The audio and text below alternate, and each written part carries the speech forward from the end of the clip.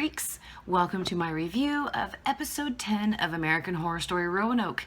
Now, if you don't want to be spoiled on the season finale of American Horror Story Roanoke, don't watch the video. And this episode was it was directed by Bradley Buecker, and it was written by Ryan and Brad. So, we had actually 3 shows in a show on this episode. So what happens is we start out, we get police interviews, things such as that, about what happens after Lee was found at the farmhouse in Return to Roanoke. Then we get the Lana Winters special. Now, before we get the Lana Winters special, Mother Supreme has to say it, I was right. Lee was not charged with all of those murders. Well, I mean, she was charged, but she was acquitted. She was found not guilty of the fans, such as, Sophia and them, and then she was found also not guilty of Mason's murder. Now, that's pretty chilling right here. Here's where it happens. At the beginning of the episode, Flora testifies against Lee in her trial because Flora claimed that she saw her mom kill her dad. So she tells this to the jury, testifies to it. The jury decides not to believe Flora, and that Lee, basically, they weren't going to convict Lee based upon ghosts, something such as that. Which I kind of thought was weird. If Flora saw her parents arguing and they knew they were looking for her, why the heck didn't she say something? I mean, she just kind of stood there to watch her parents fall apart. And then she saw her, her mom kill her dad. I mean, that's pretty rough. So I'm just surprised she didn't say anything while she just stood there with Priscilla. Anyway, so Lee got, she was never convicted for those murders. Then she goes on the Lana Winters special. Lana says that she has come out of retirement to talk to Lee. And even though their section was only about 5 minutes, it was pretty intense. Lee stresses that it's extremely important to her that she makes up with Flora, that even though Flora testified against her at her trial in regards to her murdering Mason, she still says that she loves her daughter and she wants to, make up with her. So Lee and Lana are continuing. Lee makes a personal plea to Flora in case she's watching. After Lee pleads to Flora that, she loves her, she just wants to repair their relationship, you hear gunfire outside of the room, which it is the last remaining Polk boy. He busts in and he kills everybody except for Lee and Lana. Lana tries to convince him to put the gun down, and he knocks her in the face with the butt of his automatic rifle. And he's about to shoot Lee when the cops bust in and they shoot him. Then the Lana Winters special ends. Then we get the third actual reality show. Again, the Cracked was like the first reality show. Then we have the Lana Winters show, and then we have like this ghost hunter show where these ghost hunter guys take their cameras, and Leslie Jordan. Only Leslie Jordan is playing his actor self. He plays the actor who played Cricket. And he reveals that Sydney never asked Leslie Jordan to come back to My Return to Roanoke. I just forget what Leslie Jordan actor's name was. Not Cricket, but his real life actor one. I apologize. I just don't have that with me. Anyway, they find Lee in the house, and Lee tells them, look, you need to get out of here. The blood moon's coming. And they said, of course, we know the blood moon's coming. And she says, no, you need to leave now. I'm trying to find my daughter. Because Flora went missing right before Lee did the Lana Winters special. This is obviously a couple of weeks later that the ghost hunters are at the Roanoke farmhouse. So when they find Lee, they tell her, hey, we can help you find Flora. So they start searching around the house, and that's when everything starts going dark, and the ghosts start coming out, everybody starts getting killed. Then it breaks it down to everybody, including the police officers who show up on scene, get killed. But Flora and Lee are in the second story in the farmhouse. And it takes them all night, but they just sit there kind of in the darkness. And then when the sun rises, they finally have a conversation. And it gets down to the fact that Flora wants to join Priscilla and help protect Priscilla against the butcher. And Flora is insistent upon being murdered so she can stay there to protect and help Priscilla. And that is when Lee offers to stay there and protect Priscilla herself. And Flora says, well, you can't really do that because I was going to die. You need to be a ghost in order to protect Priscilla. And that's when Lee says, yeah, I'll do that. Priscilla can kill me and I'll stay here to protect her, and you go live with your grandparents. I know how much you like them, and you can have a real life, and I'll stay here and protect Priscilla.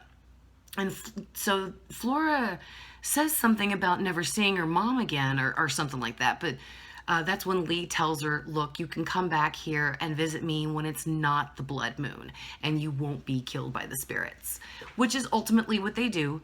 Flora and Lee come together to burn down the house, and Priscilla shoots Lee in the chest so she can die in the farmhouse, and Flora comes out of the farmhouse as it mostly explodes behind her.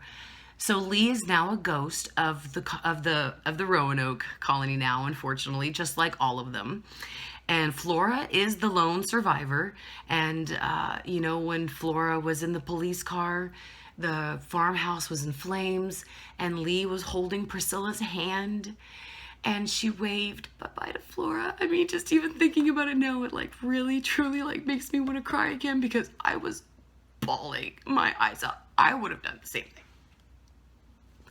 I would have done the same thing for my kids. So I give this episode truly a 2 thumbs up. A 2 thumbs up.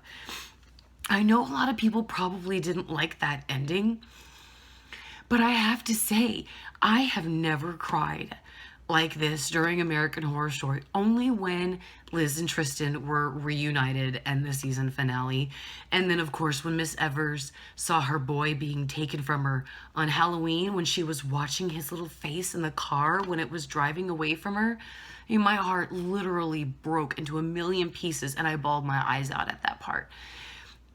This is the part where I also bawled as well. It was very beautifully done and shot. Again, I know probably a lot of people hate this ending and thought it should have been more climatic. It should have been more excitement. But I just thought it was a very beautiful message about a parent's love for their child. Real quickly, we did get some answers. Lee confessed to Flora in that last half when they were having the conversation in the farmhouse that she did kill Mason. Lee confessed to it 100%.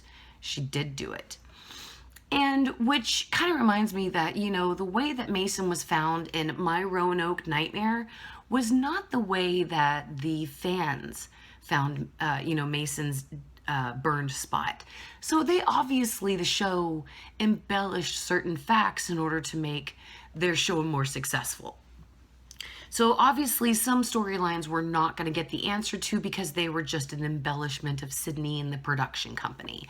And I do want to say, huge shout out, we had Trixie freaking in the first credits, the first opening credits of American Horror Story episode 10, her and I believe it was Edward. I just checked it out on my computer real quick, and it's Trixie Mattel and Edward Hansen. Oh my gosh, they were so awesome to see them in this episode. I mean, even though if it was just for 5 minutes, it was still awesome to see them interviewing, the actors and the real life people. And it was cool too because this panel and the opening of American Horror Story was at the Paley Fest Media Center, which is normally where Ryan Murphy, Brad Falchuk, and the cast of American Horror Story announced the theme for American Horror Story in March of every year. So I loved certain connections in here to the story, the fans, everything. And I give the actual episode, I think before on Beyond the Horror, I gave it a 7, but I'm going to go on ahead and give it a 9.5 because of the heartstrings, the feelings it tugged at me. I mean, literally, even just doing the review, I started crying. I mean, seriously, that takes some good writing to make me cry like that. Woof. So I give this episode definitely a 9.5. It was very good for me. All in all, if you're wondering what I thought about the season, I do promise that more videos will be coming to let you guys know what I do think of the season, as well as what I do think of the violence that was projected in it, all in the sake of ratings. So do expect that video. Beyond the Horror is going to be back on Friday to announce the winner of the fan contest and to kind of wrap things up for the season. So we're very much looking forward to that. So guys, please don't forget to subscribe, like the video if you did. And don't forget, I am not going to forget you guys now that American Horror Story is over. Weekly Wednesday live streams are back every single Wednesday, no matter what. So come here, we'll talk about everything American Horror Story, and I will be including fans in my live stream as well. Freaks, don't forget too that tonight actually is the last night that you can download my books off Amazon for free.